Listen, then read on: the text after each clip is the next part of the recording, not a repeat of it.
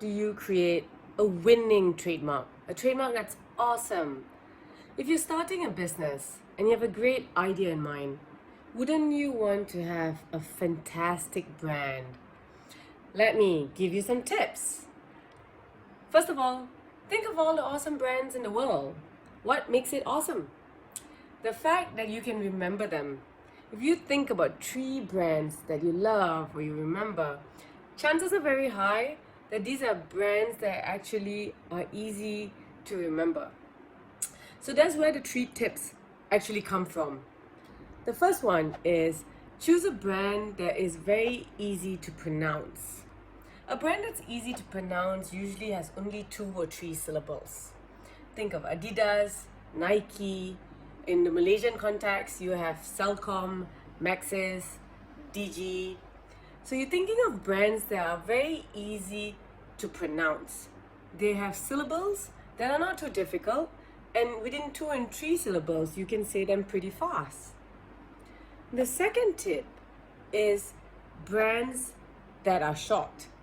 The fact that you have 2 or 3 syllables also make them very short. So having brands that are short makes it very easy for someone to keep it within its memory space. Let's take an example. The brand Coca-Cola has 4 syllables. Coca-Cola. We, the consumers, like short brands. So what do we call it? Hey, can you pass me that Coke, please? Can I have that Coke? Can I have 1 Coke? Can you see how we don't normally say Coca-Cola? We say Coke. We've shortened a 4-syllabled brand to 1 syllable. That's how much the human race likes short brands. It stays in your memory space. So having 2 to 3 syllables and having a short brand is very, very important. And the third tip on how do you choose a winning brand is come up with something that is meaningless. Come up with something that is coined, something that you created yourself, that does not exist in the English dictionary or any other words in other countries as well. Think of something creative, and that's how you stand out. You stand out in the marketplace. Okay, take for example a laundromat.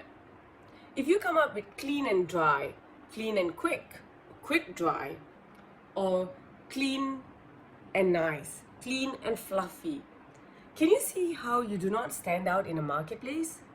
But if you come out with something unique, something that's meaningless, you stand out among all of your competitors. And that's how it stays in the memory space of the consumer, when it's actually unique. Adidas is meaningless.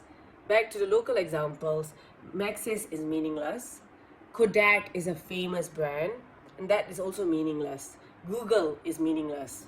Can you see how they're, number one, they're very short, they have very few syllables, and they are marks that were coined. They do not exist prior to the owner coming up with that brand. So that's how you come up with a winning trademark. If you ever need advice, write in to Cass at cass.asia, and we give free advice on how to come up with an awesome trademark.